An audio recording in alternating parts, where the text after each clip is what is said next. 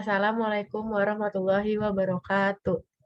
Kami dari kelas Manajemen E, S1 Manajemen dengan dosen pengampu Ibu Lina Aryani, SEMM, dengan mata kuliah Manajemen, Program Studi S1 Manajemen, Fakultas Ekonomi dan Bisnis, UPN Veteran Jakarta 2021.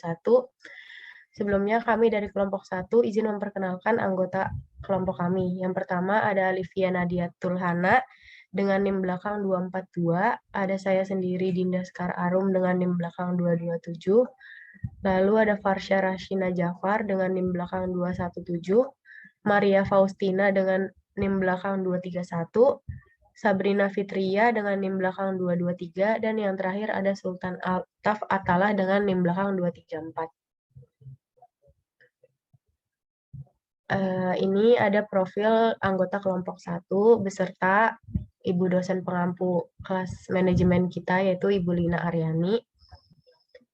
Selanjutnya, pada kesempatan kali ini, kita akan membahas yang pertama tentang definisi pengorganisasian, yang kedua ada fungsi pengorganisasian, yang ketiga ada prinsip-prinsip pengorganisasian, dan yang terakhir mengenai struktur organisasi.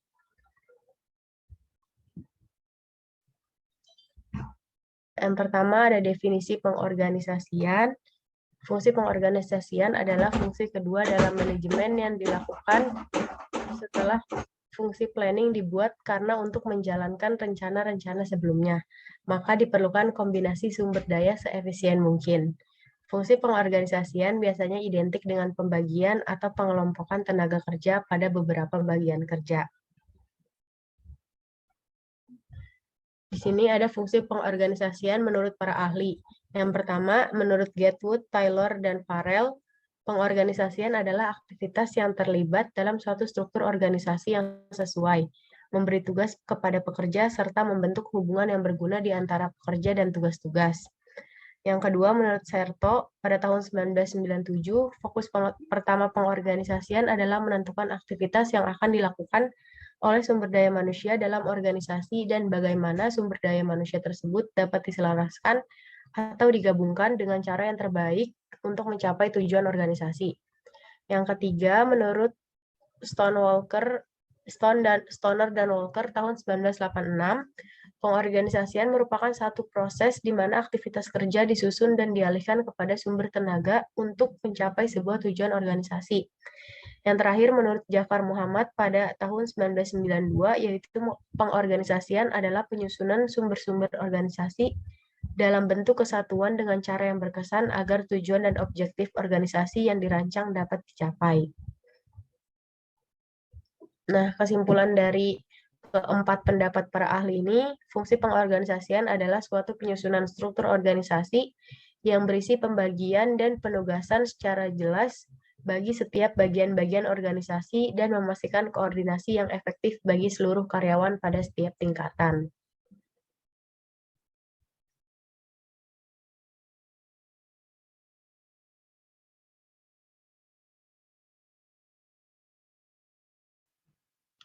Selanjutnya ada tahap-tahap melakukan fungsi pengorganisasian.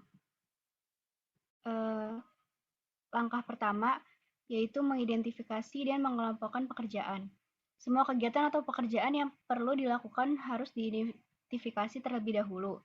Pengidentifikasian ini tentunya harus sesuai dengan kebutuhan organisasi yang telah direncanakan pada tahap planning. Langkah kedua, mengalokasikan sumber daya sesuai sasaran operasional. Setelah dikelompokkan ke beberapa bagian, manajemen perlu mengatur sumber daya yang diperlukan bagi setiap bagian dengan seefisien mungkin. Sumber-sumber daya yang dimaksud bisa berupa man, money, machine, dan lain-lain. Langkah ketiga yaitu mengklasifikasikan otoritas. Pemimpin bisa mengklasifikasi otoritas sesuai tingkatan pada organisasi. Selanjutnya langkah keempat yaitu koordinasi antara otoritas dan tanggung jawab. Setiap individu harus sadar terhadap tugas dan wewenangnya dan dia tahu dari siapa mereka harus menerima perintah dan kepada siapa mereka bertanggung jawab dan kepada siapa mereka harus melaporkan. Selanjutnya ada fungsi pengorganisasian. Pengorganisasian dilakukan untuk memungkinkan pembagian tugas sesuai dengan keadaan perusahaan, menciptakan spesialisasi dalam melaksanakan tugas. Anggota organisasi mengetahui tugas-tugas yang akan dikerjakan dalam rangka mencapai tujuan. Selain itu juga dapat membantu koordinasi, memperlancar pengawasan, dan meningkatkan kerukunan hubungan antar karyawan. Fungsi pengorganisasian. Mengatur pembagian tugas dan tanggung jawab dalam organisasi melalui struktur yang jelas. Mengkoordinasikan berbagai sumber yang ada di dalam organisasi, mengatur penggunaan sumber-sumber secara efisien dan efektif, mengatur hubungan-hubungan formal yang terjadi dalam organisasi, mengidentifikasi, mengklasifikasikan, dan mengatur berbagai kegiatan. Selanjutnya ada manfaat fungsi pengorganisasian. Yang pertama, efisiensi biaya. Kedua, pembagian tugas sesuai dengan kondisi perusahaan saat ini. Yang ketiga, semua orang tahu apa yang sedang dilakukan. Yang keempat, penyederhanaan pemantauan. Dan yang kelima, pemaksimalan spesialisasi. Selanjutnya ada prinsip pengorganisasian. Yang pertama ada prinsip spesialisasi kerja. Yang dimaksud dengan spesialisasi kerja adalah pembagian tugas-tugas atau pekerjaan yang kompleks menjadi beberapa subpekerjaan atau bagian kepada karyawannya. Setiap karyawan dilatih untuk melakukan tugas tertentu yang berkaitan dengan spesialisasinya sehingga mereka memiliki kualifikasi dan kemampuan yang berkaitan dengan tugas-tugas yang diberikan tersebut. Yang kedua ada prinsip otoritasi. Berdasarkan prinsip ini, semua fungsi, wewenang, dan tugas hubungan antara manajer dan bawahannya harus didefinisikan dan ditentukan secara jelas. Pengklasifikasian hubungan wewenang dan tanggung jawab dapat membantu organisasi mencapai koordinasi yang lebih baik dan lebih efektif. Selanjutnya ada prinsip rantai komando. Rantai komando merupakan konsep penting untuk membangun suatu struktur organisasi yang kuat. Rantai komando dapat diartikan sebagai garis kewenangan tanpa putus yang membentang dari puncak manajemen ke karyawan level terendah, serta menjelaskan siapa yang harus bertanggung jawab dan melapor kepada siapa. Selanjutnya ada prinsip pendelegasian wewenang. Pendelegasian wewenang merupakan salah satu hal yang penting dalam organisasi. Pendelegasian wewenang dapat diartikan sebagai pelimpahan wewenang dari seorang manajer kepada bawahannya untuk melakukan sesuatu atau wewenang untuk pengambilan sesuatu keputusan. Dan yang terakhir ada prinsip rentang kendali. Rentang kendali atau sering juga disebut dengan ranting manajemen adalah jumlah karyawan atau bawahan yang dapat dikendalikan secara efektif oleh seorang atasan dalam suatu waktu. Atasan yang dimaksud tersebut dapat berupa seorang supervisor ataupun manajer. Rentang kendali ini sangat penting dalam mengetahui desain dan dinamika kelompok pada organisasi yang bersangkutan. Rentang kendali pada suatu unit kerja dapat berbeda dengan unit kerja lainnya meskipun dalam satu organisasi yang sama.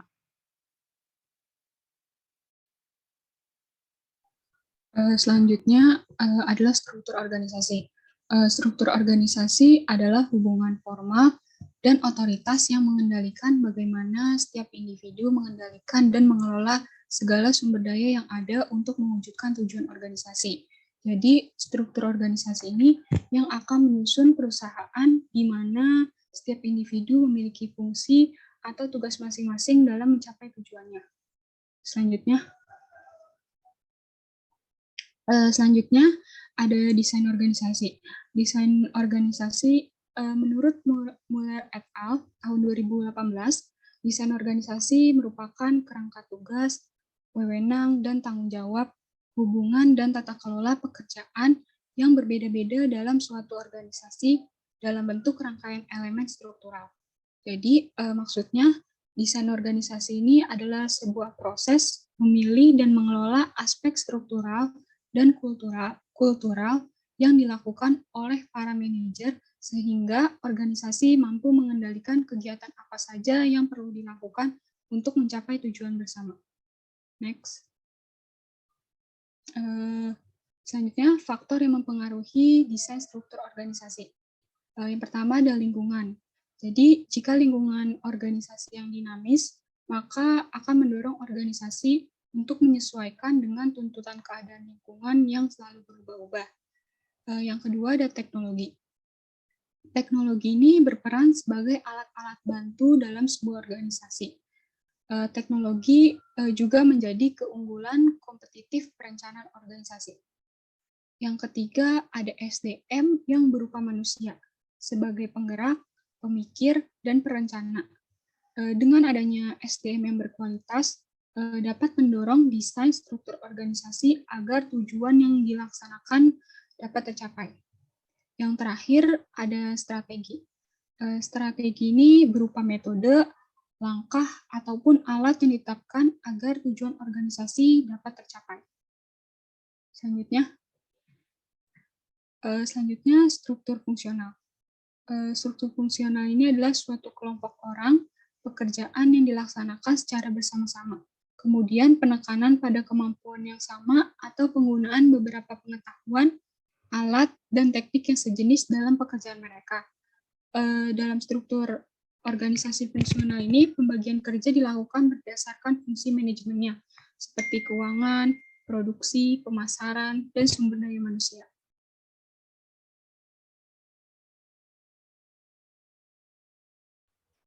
Selanjutnya saya akan menjelaskan mengenai struktur divisional. Jadi struktur divisional merupakan pemecahan masalah akibat adanya pertumbuhan dan peningkatan diversifikasi. Struktur divisional disusun berdasarkan kesamaan produk, layanan, pasar, dan letak geografis. Organisasi bentuk divisional ini biasanya diterapkan di perusahaan yang berskala menengah ke atas. Jadi definisi umum dari struktur organisasi divisional ini adalah struktur organisasi yang dikelompokkan berdasarkan kesamaan produk, layanan, pasar, dan letak geografisnya. Struktur organisasi divisional ini biasa diterapkan di perusahaan yang berskala menengah ke atas. Hal ini dikarenakan jika dibandingkan dengan struktur organisasi fungsional. Next. Struktur divisional ini ada 3 tipe. Next. Yang pertama itu struktur organisasi berbasis produk, di mana organisasi ini mempunyai pembagian kerja itu berdasarkan produknya. Next. Lalu yang kedua itu ada struktur organisasi berbasis pasar. Jadi organisasi ini melakukan pembagian kerja itu berdasarkan divisi-divisi dalam perusahaan tersebut, misalnya divisi periklanan, divisi pelanggan, dan divisi pemerintahan. Lalu yang terakhir itu ada struktur organisasi berbasis geografis. Jadi kalau organisasi ini pembagian kerjanya lebih ke batas-batas geografis dari perusahaan tersebut. Misalnya perusahaan TikTok yang berskala internasional, itu punya cabang perusahaan di berbagai dunia seperti di Amerika, di Indonesia, di India, dan lain-lain.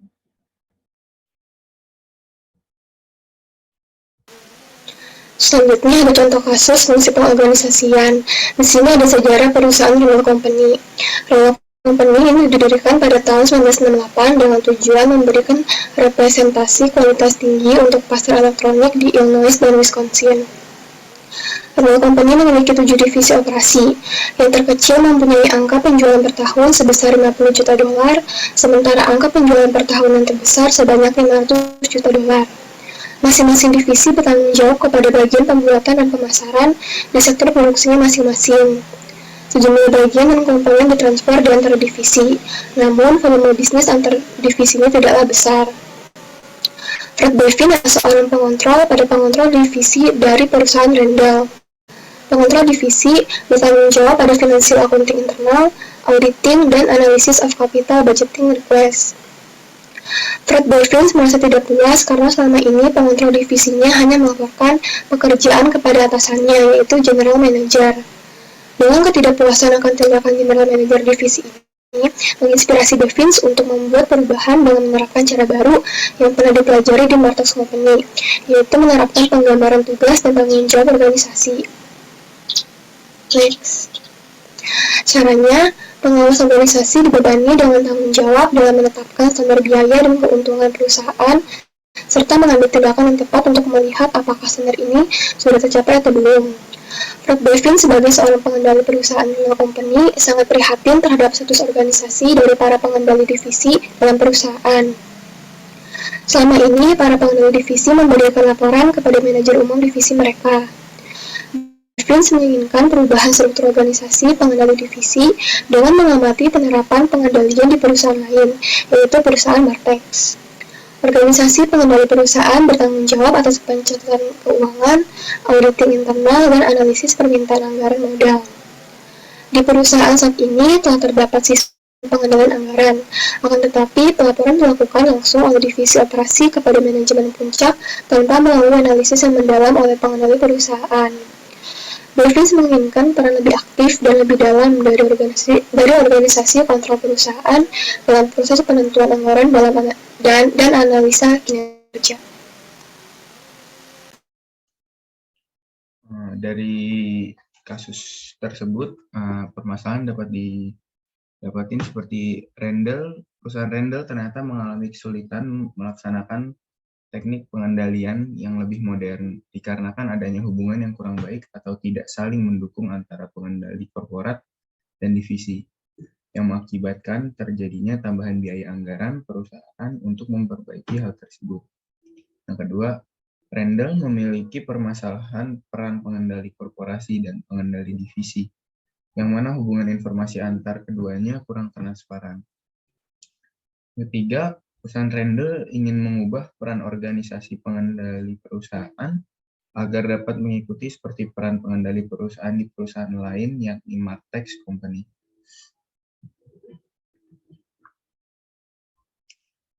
William Harrington adalah manajer di kantor pusat Rendel Company, dan dia mantan pengontrol senior di satu divisi perusahaan Rendel selama 25 tahun. Pengontrol perusahaan sering menanyakan kepada divisinya, apakah divisi Anda dapat berjalan baik jika perusahaan memotong sekian dolar di luar budget periklanan. Apakah divisi Anda yakin perkiraan penghematan biaya pada peralatan ini realistis? Walaupun pengontrol tahu kondisi sebenarnya dan dia tidak setuju dengan perusahaan pengontrol, Harrington tidak boleh mengatakan demikian.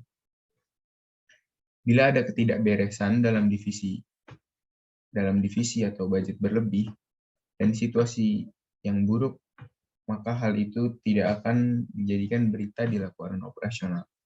Sehingga hal ini membuat pekerjaan Harrington menjadi sulit. Tapi Harrington tidak menjadikan hal ini sebagai masalah karena jika dia menerapkan metode klaim atau mengumumkan adanya ketidaksesuaian dari Martex, maka pengontrol divisi tidak akan menjadi bagian dari kelompok manajemen itu lagi. Ditarik kesimpulan bahwa karena sistem akuntansi sudah lama berada di perusahaan, perubahan mungkin tidak mudah diterima oleh divisi yang bersangkutan. Perubahan tersebut dapat menyebabkan kegagalan fungsi dalam struktur organisasi, di mana divisi pengontrol yang melaporkan langsung ke pengontrol perusahaan akan menyebabkan ketidakstabilan pada otoritas struktur divisi. Dengan demikian, pengendalian harus diberikan dalam melestarikan struktur kekuasaan di setiap divisi. Lebih baik jika perusahaan menghadapi masalah kegemukan dalam anggaran biaya daripada menyerah pada perintah di setiap divisi dan mengacaukan baris mapan dari otoritas. Penjagaan pengontrolan saat ini akan lebih baik daripada mengubahnya ke dalam struktur Martex dalam mencapai tujuan dan sasaran perusahaan. Rekomendasi untuk mempertahankan struktur organisasi dapat dilakukan dengan menerapkan sistem akuntansi terpusat. Kita tidak bisa memaksa departemen atau divisi untuk merubah sistem akuntansi mereka karena ini akan memakan waktu banyak dan mungkin berbeda dengan kebutuhan divisi, serta hal ini akan menyebabkan konflik dan tidak efisien.